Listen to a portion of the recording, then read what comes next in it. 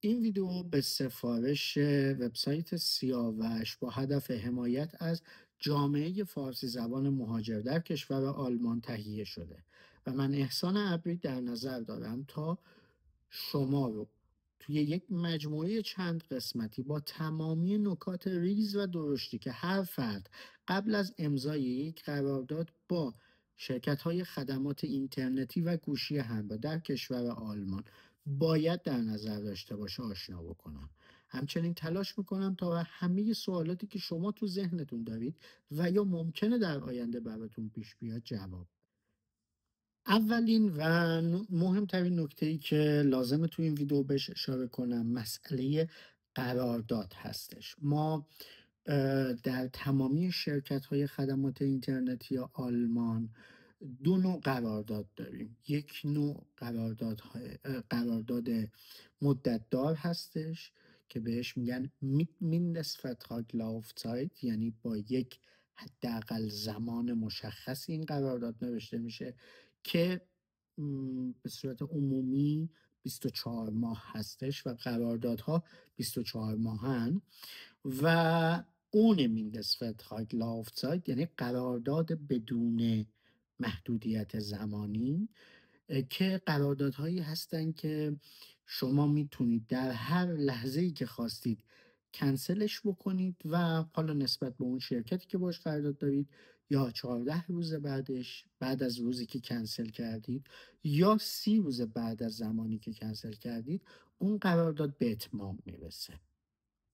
در رابطه با اینکه هر شرکت چه قوانینی داره برای قراردادهای با مدت زمان مشخص و بدون مدت زمان مشخص در ویدیوهای بعدی جدا جدا هر شرکت رو توضیح خواهم داد. اما مسئله‌ای که در این ویدیو میخوام بهش بپردازم خود همین قراردادها هستن.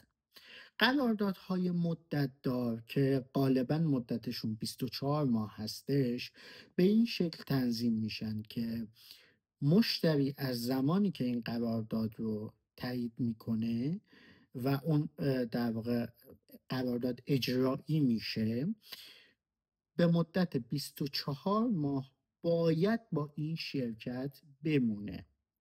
یعنی چی؟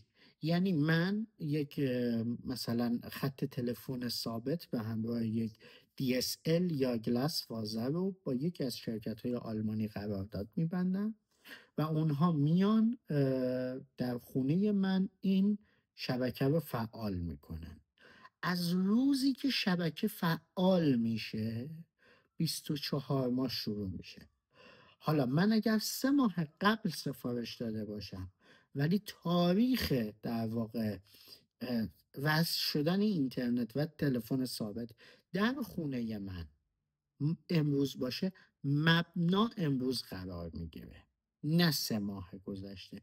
این رو باید در نظر داشته باشیم. چرا؟ به دو دلیل. یک، زمانی که شما یک خدمات اینترنتی دریافت میکنید چه موبایل باشه چه در واقع تلفن ثابت باشه چه اینترنت همراه باشه یا اینترنت خانگی باشه، شما اگر این قرارداد رو در اینترنت نوشته باشید یعنی اینکه رفته باشید به وبسایت یک شرکتی مراجعه کرده باشید و این در واقع قرارداد رو اخذ کرده باشید، شما از روزی که این خدمات براتون وصل میشه به مدت 14 روز وقت دارید که تست بکنید و در صورتی که خوشتون نیومد میتونید بدون پرداخت هیچ هزینه‌ای اون قرارداد رو کنسل بکنید.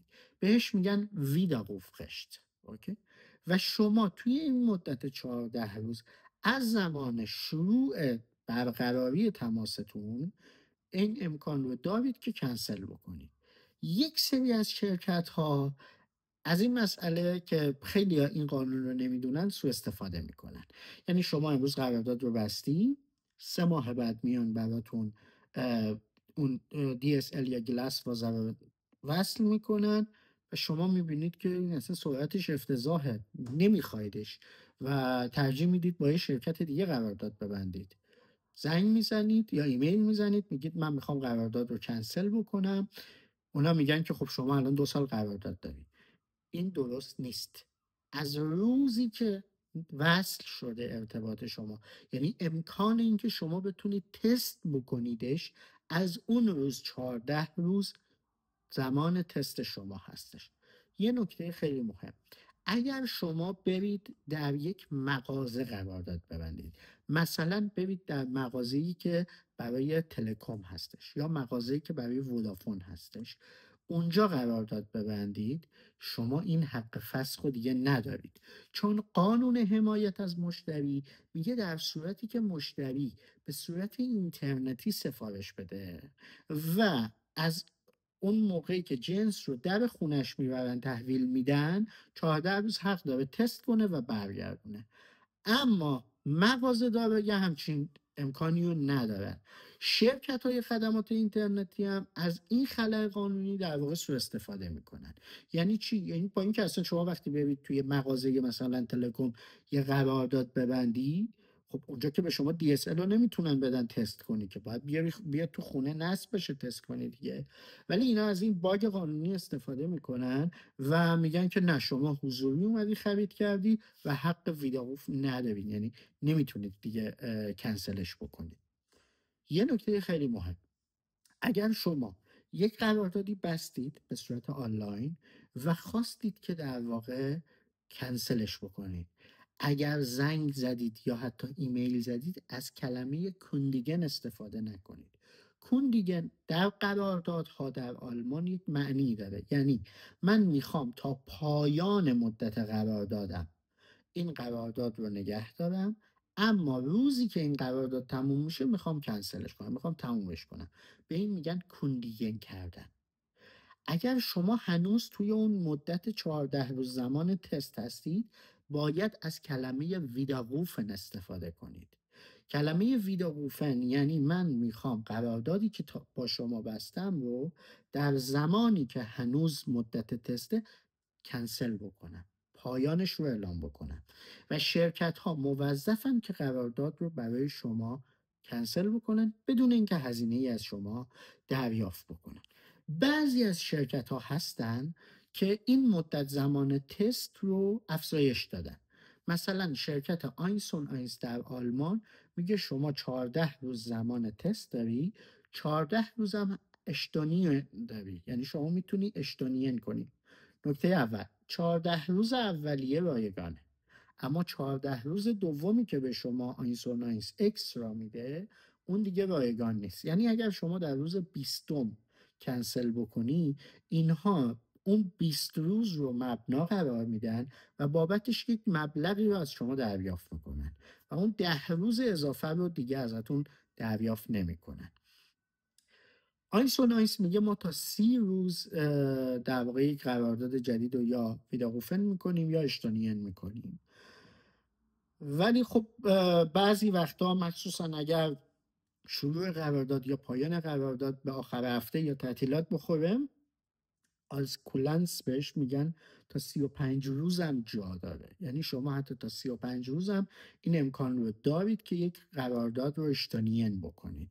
این رو یادتون باشه. پس اگر در 14 روز اول بودید ویداروفن، اگر در 14 روز دوم بودین اشتونین، باید این کلمات رو به کار ببرید، چون این شرکت ها میفهمن شما چی میگید، منتها به خاطر اینکه هر قراردادی که بسته میشه یه هزینه ای داره و وقتی کنسل میشه در واقع اون هزینه از جیب اون شرکت رفته، به شدت روی این لغات با شما بازی خواهند کرد و باید حواستون باشه و دقیق بنویسید که چرا میخواید قراردادتون رو ویداروفن کنید یا اشتونین کنید و اونها وقتی شما کامل متن رو نوشته باشید نمیتونن دیگه سر شما بازی در بیارن. شرکت های دیگه هم مثل اوتو، اون شرکت تا 30 روز به شما ویداروفن میده. البته شرکت اوتو خدمات اینترنتی، خدمات گوشی تلفن همراه یا اینترنت خانگی ارائه نمیده. ببخشید قاطی کردم. منتها اگر شما بخواید یک گوشی موبایل بخرید یا یک لپتاپ بخرید یا یک کامپیوتر بخرید، میتونید از اتو خریداری بکنید که خب در رابطه با اون جداگانه با صحبت خواهم کرد. منتهای مراتب اگر که حتما میخواید که در خونتون یک DSL داشته باشید یا یک گلاس فازه داشته باشید یا حتی یک موبایل های همراه هستن که شما باهاشون نمیتونید تماس بگیرید چون رایگان نیست. اگر زنگ بزنی یا SMS بدی براتون قبض اضافه میزنن، ولی شما میتونید این سیم کارت ها رو در ویلان روترهای اینترنتی هستن که سیم کارت میخورن و اونها رو شما میتونید با خودتون هر جایی که میخواید ببرید و در واقع توی راه، تو جنگل، لب دریا از اینترنت استفاده بکنید. هرچند که توی بیشتر قسمت‌های آلمان جواب نمیده، ولی خب برای بعضی جا خوبه، مثلا مثل کمپینگ پلاتزا یا مثلا پارک هایی که توی مرکز شهر هستن، اونجا خوبه که شما میتونید ببرید و به صورت در واقع هات اسپات ازش استفاده بکنید بدون اینکه از اینترنت خودتون بخواید استفاده کنید. عرضم به خدمتتون که این نکته رو در نظر داشته باشید که شما قراردادی که میبندید رو تا 14 روز حق دارید ویداروفن کنید. بعضی از شرکت ها مثل آینسون آینس از روز 14 تا روز 35 میتونید اشتانین کنین، اما وقتی که این تایم تموم شد دیگه اون قرارداد باید تا پایان مدتش لافن کنه، بره. شرایطی وجود داره که شما بتونید قرارداد رو آسانلیش کنید، یعنی خارج از اون نورمی که وجود داره کنسل بکنید. منتهای مراتب باید در نظر داشته باشید که آسانلیش کندگون در هر وضعیتی ممکن نیست. فقط اگر طرف فوت بکنه اون موقع است که قرارداد رو کنسل میکنن. اگر کسی بخواد آلمان رو برای همیشه ترک بکنه یا برای چند سال ترک بکنه اون موقع است که آسانلیش کندگون رو قبول میکنن. اگر شما به جایی در اسباب کشی بکنید که در محل جدیدتون اون شرکت خدمات اینترنتی یا گوشی همراه امکان دادن سرویس رو نداشته باشه، مثلا من الان در فلنسبورگ زندگی میکنم و با مثال میزنم شرکت آینسون آینس قرارداد دارم یا با تلکوم قرارداد دارم، میخوام برم هامبورگ زندگی بکنم و برم در اونجا آدرس خونه جدیدم رو به اون شرکت خدمات اینترنتی میدم و اون شرکت خدمات اینترنتی بررسی میکنه که آیا در خونه جدید من میتونه به من خدمات ارائه بده. اگر میتونه به من خدمات ارائه بده بنابراین برای من یک امسوک مینویسه و همون خدمات رو میاره توی خونه جدیدم به من ارائه میده. اما اگر که در واقع نتونه خدمات ارائه بده آسانلیش کندگون رو قبول میکنه و میگه من قبول میکنم این قرارداد رو زودتر از موعد فسخ بکنیم.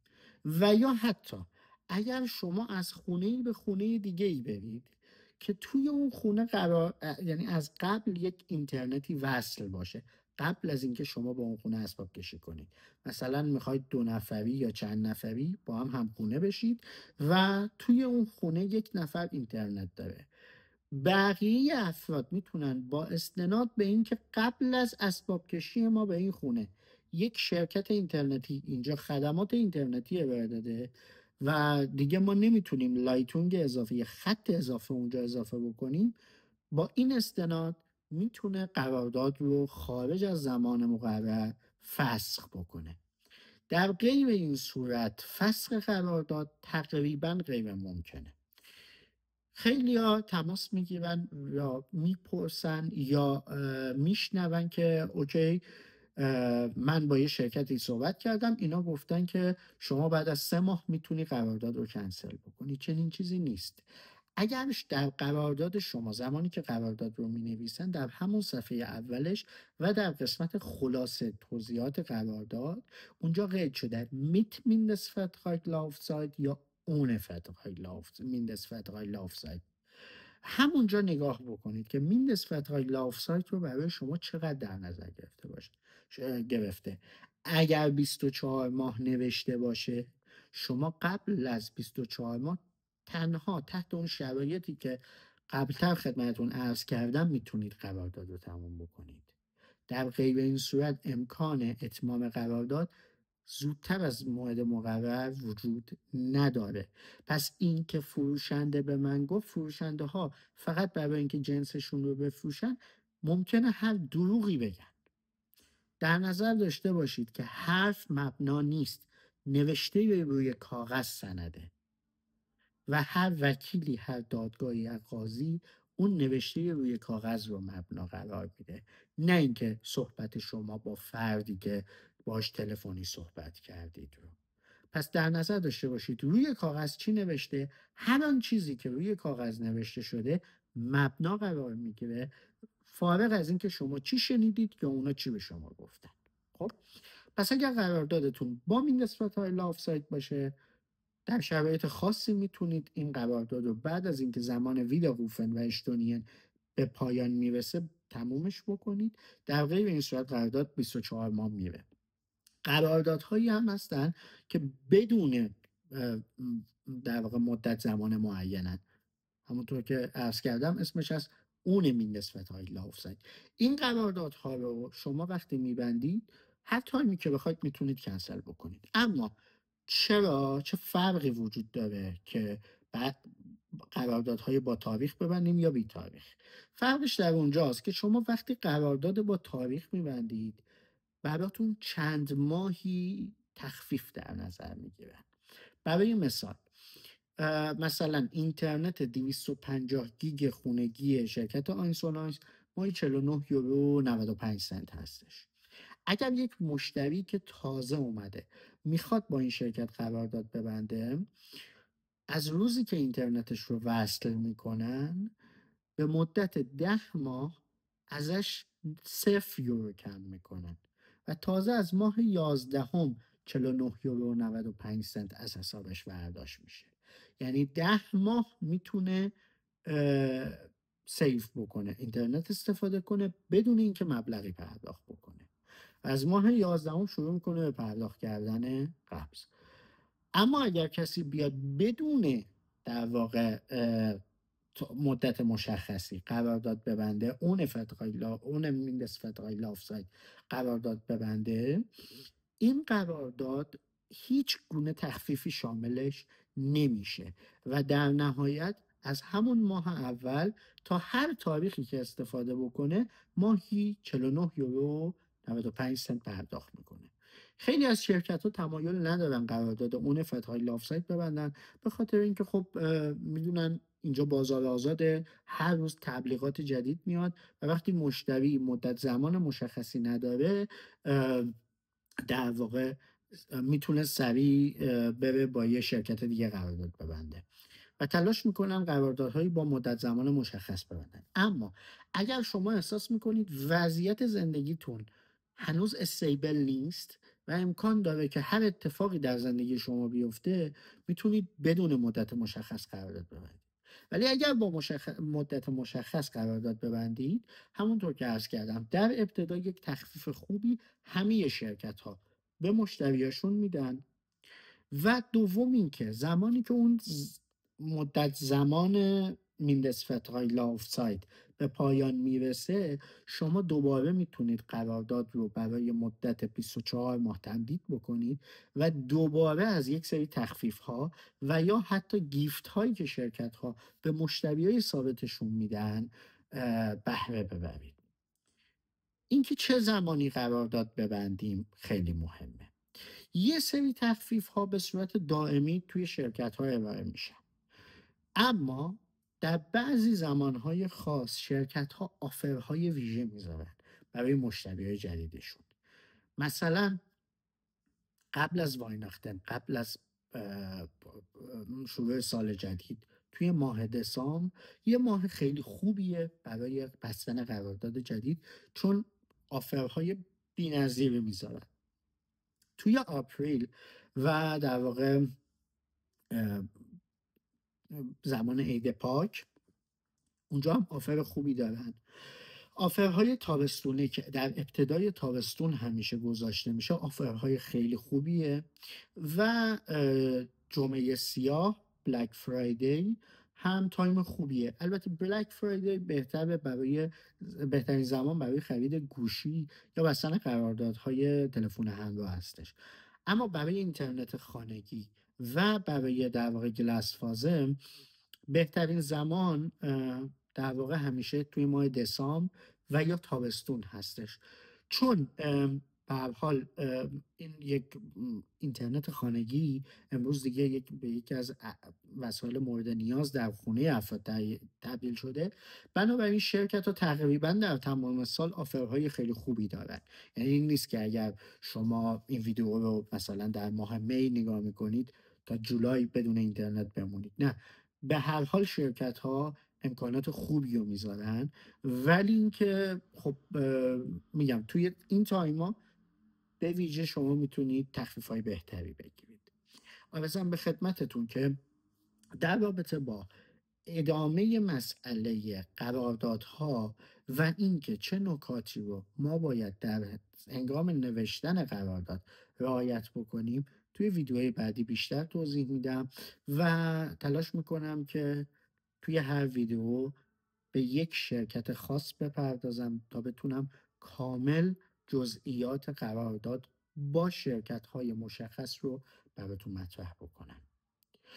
اگر مشکل اینترنتی دارید یا باید با یکی از این شرکت های خدمات اینترنتی تماس بگیرید، شما میتونید با مراجعه به وبسایت سیاوش و با پرداخت هزینه نه چندان زیاد 9 یورو یک مترجم داشته باشید که کنار شما، همراه شما زنگ بزنه، براتون ترجمه انجام بده و نیازتون رو برطرف کنه، چه در حوزه قراردادی و چه در زمینه در واقع مشکلات تکنیکی که هر فردی میتونه داشته باشه. مترجمین وبسایت سیاوش 24 ساعت شبانه روز منتظرن تا از شما حمایت بکنن. شب و روزتون خوش.